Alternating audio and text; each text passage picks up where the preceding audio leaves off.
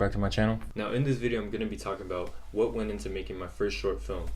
Now keep in mind, before this I've made 3 other microfilms, which are not really like short films, they're just kind of short films, if you know what I'm saying. 2 of them are on YouTube, 1 of them is not. But in this video I'm just going to be talking about the creative process, pre-production, production, and post that went into creating Picture Perfect. If you haven't seen the short film, the link is in the description, check it out if you haven't.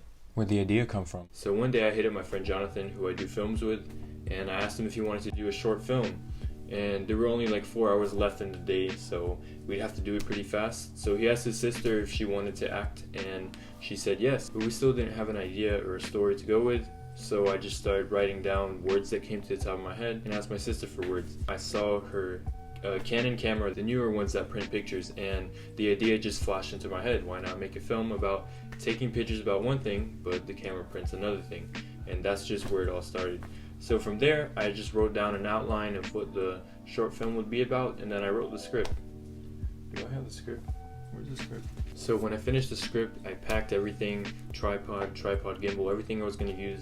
I go over to his house, and his sister wasn't there because she thought that filming was another day. So instead of panicking or giving up, we just worked more on pre-production. We started a storyboard and talked more about how the shots would be. So Jonathan had a friend named Gio, who he hit up and asked him if he'd be down to act. He said he was down, and then we set a day to start filming. So we all met up on the Sunday of that week. It was me, Jonathan, Gio, and my friend Jamaris, who you've seen in my other videos. Jamaris was there to help out with the sound, but unfortunately he had a situation. He had to leave like 5 minutes before we started production. But it was all good, no need to worry. We just have someone double on sound. Production. So after we had everything ready, we went right into production.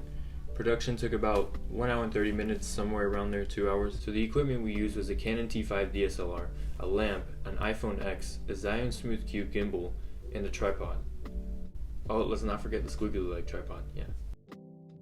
We did mostly go strictly by the storyboards, but we did do some additional shots. So many of the shots we did had many different takes to see what felt better and what we liked better.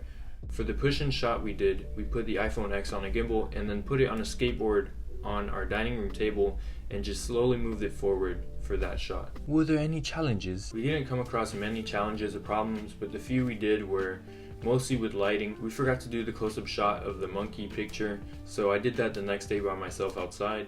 Post-production.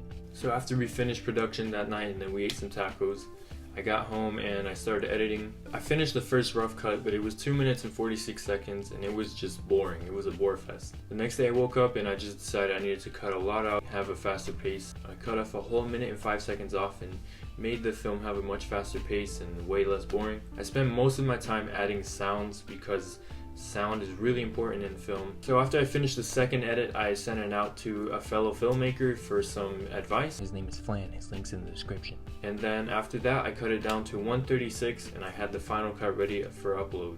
And honestly, I was pretty nervous. I wasn't sure how it would be received, but really in the end of the day it doesn't matter. What matters is that I made a short film that I liked, and obviously I'm not satisfied with it. I always want more. So after production, Jonathan made a joke. He said, "What if you edit it like it was a silent film?"